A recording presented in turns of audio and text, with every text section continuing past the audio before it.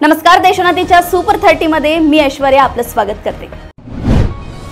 छत्रपती संभाजीनगर जिल्ह्यासाठी एक चांगली बातमी आहे। बिडकीन DMIC मध्ये आता 6 कंपन्या गुंतवणूक करणार आहेत। या कंपन्या एकूण 1261 कोटी रुपये गुंतवणार आहेत।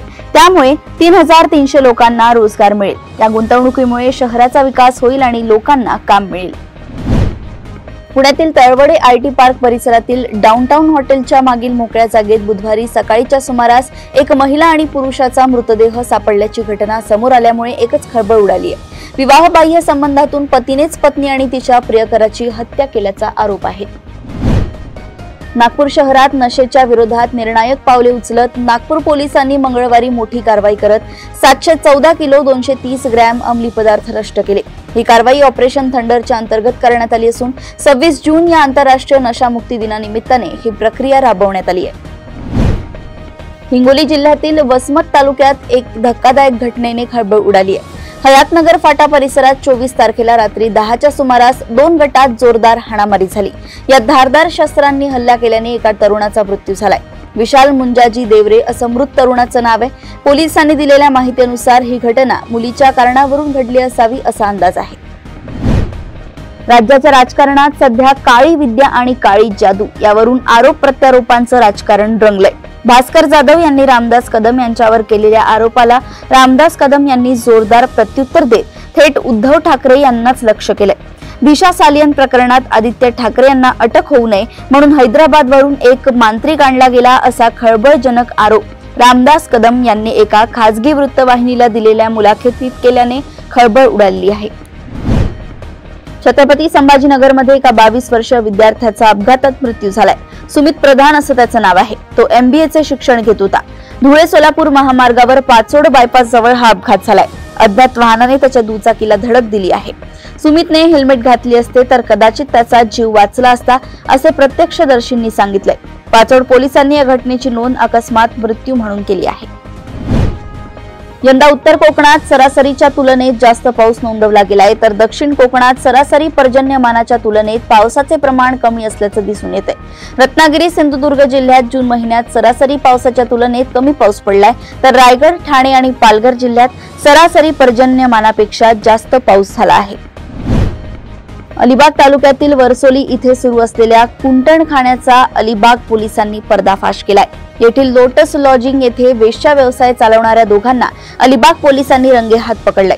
दोघांविरोधात गुन्हा दाखल करण्यात आलाय तर वेश्या व्यवसायासाठी असलेल्या पीडितेला ताब्यात घेत महिला सुधारगृहात पाठवण्यात आलंय। ज्येष्ठ अभिनेते सयाजी शिंदे यांनी देखील राज्य सरकारच्या भाषा सक्तीच्या विरोधात भूमिका घेतली आहे। भाषेची सक्ती करून ती कोणालाही येत नाही। भाषा ही आईकडून येते। सक्तीने भाषा लादली म्हणून सगळं काही बदलत नाही। सक्तीने भाषा बदलतही नाही। अशा शब्दात हिंदी भाषा शिकवण्याच्या सक्तीवर ज्येष्ठ अभिनेते सयाजी शिंदे यांनी नाराजी व्यक्त केली आहे। मुलांना मराठी भाषेत शिकवा हाच खरा बदल घडवण्याचा मार्ग आहे असं परखड मत त्यांनी मांडलेलं आहे।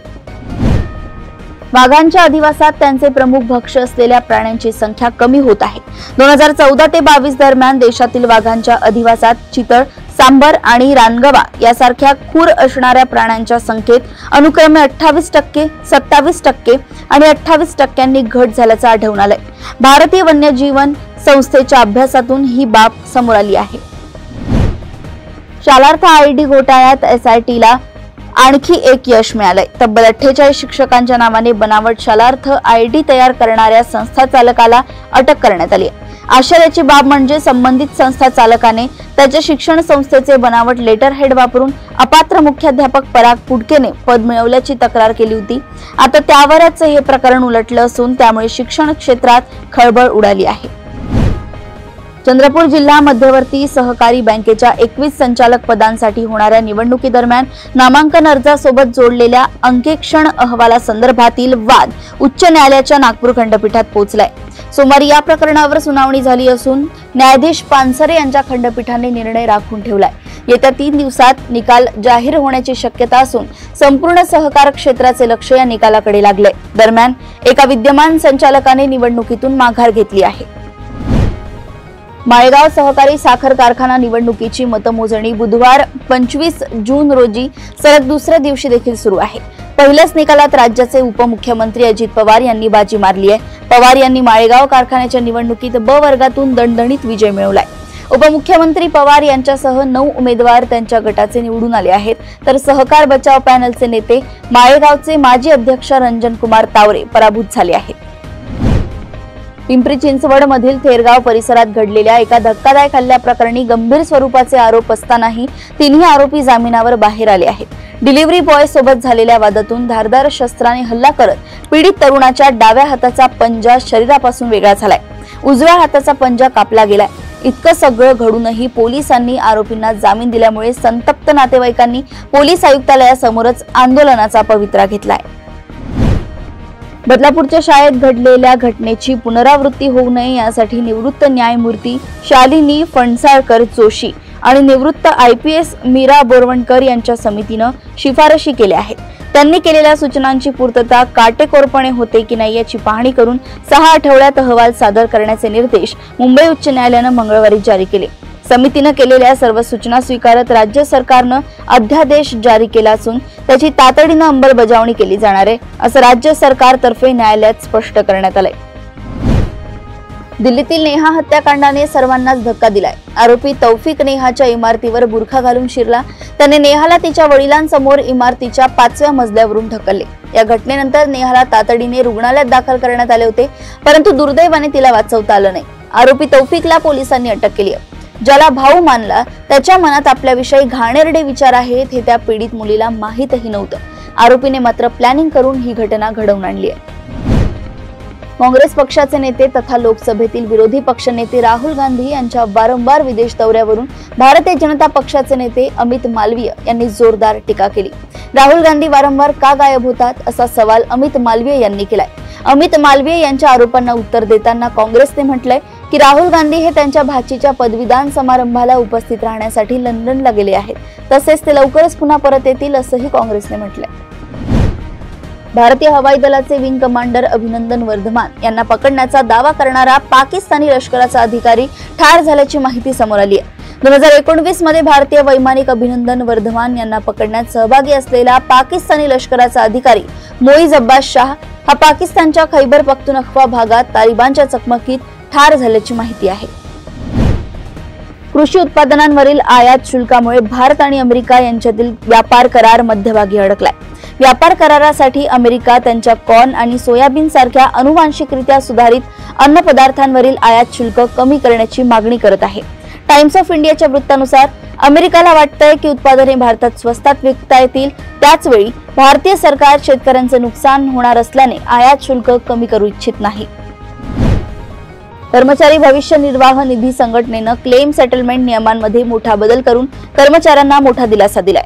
माहितीनुसार EPFOनं ऑनलाईन पैसे काढण्यासाठी 2 प्रमुख आवश्यकता रद्द केल्या आहेत। यामुळे PF खातेधारकांच्या अडचणी कमी होण्याची शक्यता आहे। याबाबत कामगार मंत्रालयानं म्हटलंय की या बदलांमुळे विलंब कमी होईल आणि खराब क्वालिटीचे डॉक्युमेंट्स अपलोड केल्यामुळे रिजेक्शनचे प्रमाण कमी होईल। इराण आणि इस्रायल मधील युद्ध आता थांबलंय। या युद्धामुळे दोन्ही देशांचं मोठं नुकसान झालंय।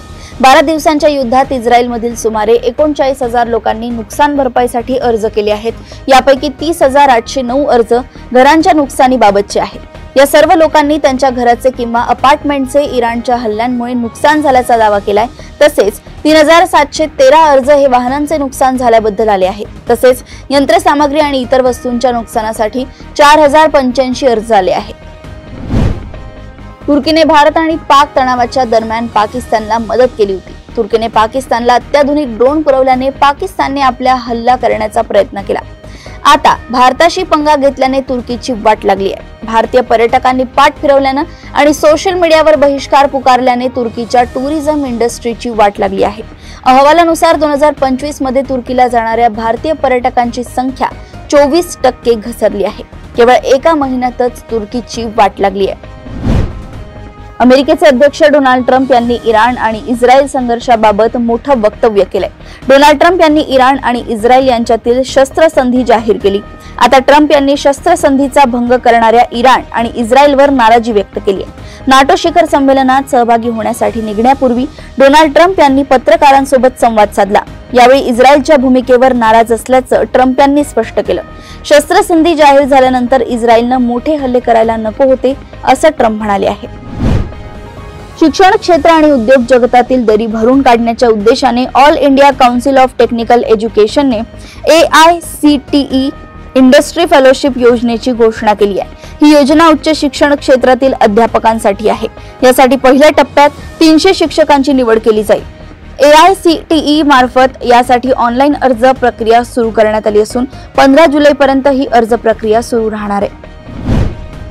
राज्यातील कॉलेजांना engineering, pharmacy, MBA, MCA, architecture अशा व्यावसायिक अभ्यासक्रमांना मॅनेजमेंट कोट्यातून विद्यार्थ्यांना प्रवेश देताना आता पारदर्शक पद्धतीचा अवलंब करावा लागेल। मॅनेजमेंट कोट्यासाठी एखाद्या विद्यार्थ्याचा अर्ज कॉलेजने स्थानिक पातळीवर नाकारला तर त्याला थेट CET सेल मार्फत अर्ज करता येणार आहे। संबंधित विद्यार्थी गुणवत्ताधारक असल्यास त्याचा प्रवेश नाकारता येणार नाही। त्यामुळे कॉलेजांकडून मॅनेजमेंट कोट्यासाठी मनमानी आणि हुकुमशाही पद्धतीने राबवण्यात येणाऱ्या प्रवेश प्रक्रियेवर नियंत्रण ठेवण्यात येणार आहे। पोलीस आयुक्तांनी शहरात 838 पोलीस कर्मचाऱ्यांची गरज असल्याचे सांगितले। पोलीस भरती करणे हे सरकारच्या तिजोरीवर आर्थिक बोजा असल्याचं शपथपत्र गृह विभागाच्या उपसचिवांनी मुंबई उच्च न्यायालयाच्या नागपूर खंडपीठात दाखल केले आहे। नागपूर खंडपीठाने यावर नाराजी व्यक्त केली आहे। उपसचिवांच्या या शपथपत्रावर नाराजी व्यक्त करत न्यायालयाने गृह विभागाचे अतिरिक्त सचिव आणि उपसचिव यांना सोमवारी अवमानना नोटीस बजावली आहे। भारताचे शुभांशु शुक्ला आणि इतर 3 अंतराळवीरांना घेऊन जाणाऱ्या ॲक्सियोम 4 मिशनने कॅनेडी स्पेस सेंटरच्या कॉम्प्लेक्स 39A वरून उड्डाण केलंय। या यानाने भारतीय वेळेनुसार दुपारी 12:01 उड्डाण केलंय। उड्डाण केल्यानंतर शुभांशु शुक्ला यांनी अंतराळ यानातून पहिला संदेश पाठवलाय। नमस्कार माझ्या प्रिय देशवासियांनो, वॉटर राईड 41 वर्षांनंतर आपण पुन्हा अवकाशात पोहोचलो आहोत आणि ही एक अद्भुत राईड होती। सध्या आम्ही पृथ्वीभोवती 7.5 किलोमीटर प्रति सेकंद वेगाने फिरत आहोत। माझ्या खांद्यावर माझा तिरंगा आहे जो मला सांगतोय की मी एकटा नाहीये, मी तुमच्या सर्वांसोबत आहे असा संदेश त्यांनी पाठवलाय।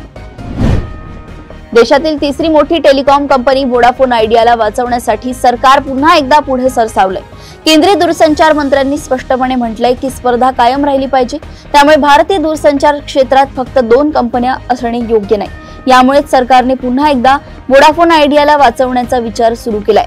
सरकारचा प्रस्ताव मिळाल्यानंतर पुन्हा एकदा कंपनीच्या शेअर्समध्येही वाढ होताना दिसत आहे। सरकारी मदतीच्या शक्यतेची बातमी येताच वोडाफोन आयडिया कंपनीचे शेअर्स 7% उसळले आहे। मराठी अभिनेता भरत जाधव, आशुतोष गोवारीकर आणि सिद्धार्थ जाधव यांच्या प्रमुख भूमिका असलेला चित्रपट आता थांबायचं नाहीचं वर्ल्ड टेलिव्हिजन प्रीमियर हे 28 जून रोजी होणार आहे। या चित्रपटाला ज्यांनी चित्रपटगृहांमध्ये पाहिलं नसेल त्यांना आता घरी बसून हा चित्रपट पाहता येईल। प्रेक्षकांना हा चित्रपट झी मराठी आणि ZEE5 वर पाहता येईल। भारताचा स्टार भालाफेकपटू नीरज चोप्रानं पुन्हा एकदा आपला शानदार फॉर्म दाखवलाय आणि गोल्डन स्पाइक मीट 2025 चा किताब जिंकला आहे। पॅरिस डायमंड लीग जिंकल्यानंतर अवघ्या 4 दिवसात नीरजनं 24 जून रोजी ऑस्ट्रावा इथे झालेल्या या स्पर्धेत 85.29 मीटरचा सर्वोत्तम थ्रो मारून एक नवीन टप्पा गाठलाय। ही स्पर्धा जागतिक ॲथलेटिक्स उपखंडीय टूरची सुवर्ण पदक पातळीची स्पर्धा होती, ज्यामध्ये 9 खेळाडूंनी भाग घेतला होता। नीरजनं पहिल्यांदाच या स्पर्धेत भाग घेतलाय आणि थेट विजेतेपद पटकावलंय। अशाच सुपर 30 बातम्या जाणून घेण्यासाठी बघत रहा देशोन्नती। नमस्कार।